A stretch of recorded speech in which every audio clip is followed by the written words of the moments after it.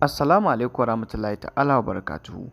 A cikin shirinmu na yau muna tafa da jaruman masana'antar Kannywood kimanin su 7 da Allah ya jarrabe su da babbar jarrabawa a rayuwa.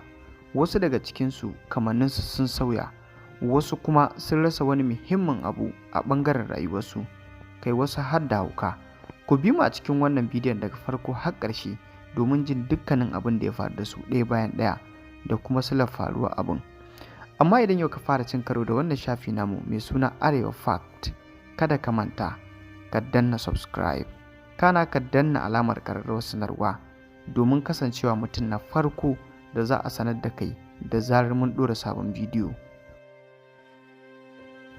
Jaruma ta farko ita ce Maryam Musa Waziri, wacce aka fi saninta da Laila a cikin shirin labari na. Maryam Waziri tauraruwarta tana tsaka da haskawa sai kawai aka ji kwatsam ta yi aure. Ta auri wani tsohon ɗan wasan ƙwallon Najeriya na Super Eagles, wato Tijjani Babangida. Bayan wani ɗan lokaci ne da yin aurensu sai aka samu labarin hatsarin mota ya ritsa da su a ɗan magajin Zaria, jihar Kaduna. Ga yadda haɗarin ya kasance, sannan kuma ga adadin mutanen da aka rasa a wannan haɗarin, sannan kuma ga adadin mutanen da suka kasance a motar su Maryam Musa Waziri. Da farko dai akwai ita kanta Laila, wato Maryam Musa Waziri, sannan kuma akwai mijinta wato Tijjani Babangida, sai kuma ƙaninsa Ibrahim Babangida, sai kuma ɗan da suka haifa wato Fadil. Waɗannan su ne adadin mutanen da hatsarin ya ritsa da su a cikin motar. Nan take Ibrahim Babangida Allah ya karɓi rayuwarsa.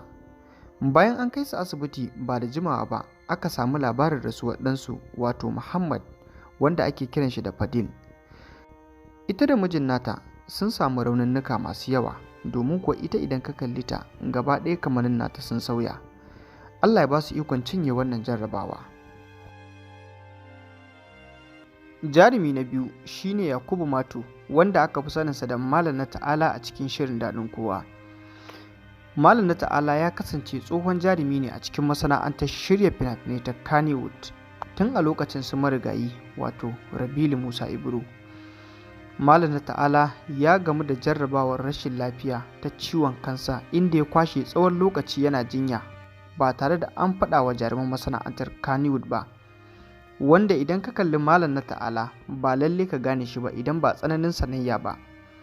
Sai a kwanakin baya ne bidiyon Malam na Ta'ala ya karaɗe shafukan sada zumunta ana nema masa taimako, domin a cikin magungunan da ake wa Malam na Ta'ala akwai wata allura da ake yi duk bayan wata 3, wanda kuɗin allurar ya tasar wa naira 250,000.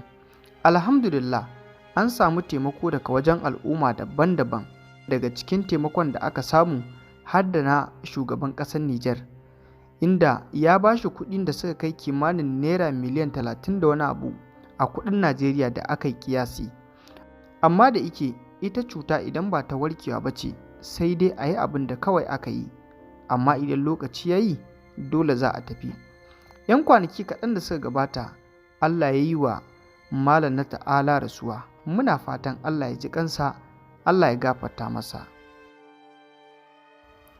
Jaruma ta uku ita ce Kyauta Dillaliya, sananniya a cikin shirin daɗin kowa. Allah ya jarrabe ta da auko wani haɗarin mota inda ya ritsa da ita, wanda har sai da kamanninta suka sauya. Ta fito ta gode wa Allah subhanahu wa ta'ala da kasancewa wannan abu da ya faru da ita bai faru da ita ba tun tana da ƙananan shekaru, har sai da ta kai wannan lokaci wato shekarunta sun ja. Muna fatan dukansu Allah ya ba su ikon cinye wannan jarabawa. Jarumi na hudu kuwa shine Sani Moda, ficaccen jarumi a masana'antar shirya fina-finai ta Kannywood. Sun ba da gudunmawa kwarai da gaske a masana'antar Kannywood. Moda yana ɗaya daga cikin jaruman masana'antar Kannywood da suka kwashe dogon zango a gadon asibiti suna jinya, wanda daga ƙarshe har sai da ya rasa ƙafarsa guda ɗaya. Muna fatan Allah ya sa ya cinye wannan tashi jarrabawar. Jarumi na gaba shine Hamza Yahaya, jarumi mai tasowa a cikin masana'antar shirya fina-finai ta Kannywood. Jarumi Hamza Yahaya ya haɗu da jarrabawa a lokacin da suka taso daga garin Legas zuwa jihar Kano. Suka haɗu da ɓarayin daji. Garin harbe-harbe aka same shi da harsashi akan hanci. Kamar yadda kuke gani, za ku gani a jikin hoton fuskar bidiyonmu. Dukansu muna fatan Allah ya sa su cinye jarabawar da Allah subhanahu wa ta'ala ya musu da mu baki ɗaya. Jarumi na gaba shine Tijjani Asasi, wanda yana ɗaya daga cikin jaruman masana'antar Kannywood da suka daɗe a sabgar. Akwai lokacin da jarumi Tijjani Asasi ya tashi ya waye gari gidansa gaba ɗaya gobara ta cinye. Kamar yadda muka samu rahoto, babu abin da jarumi Tijjani Asasi ya ɗauka a cikin wannan gidan. Haka Allah subhanahu wa ta'ala ya so. Mutum na ƙarshe shine Darakto Ashiru na Goma. Ashiru na Goma ya kasance sanannen darakto ne a masana'antar shirya fina-finai ta Kannywood.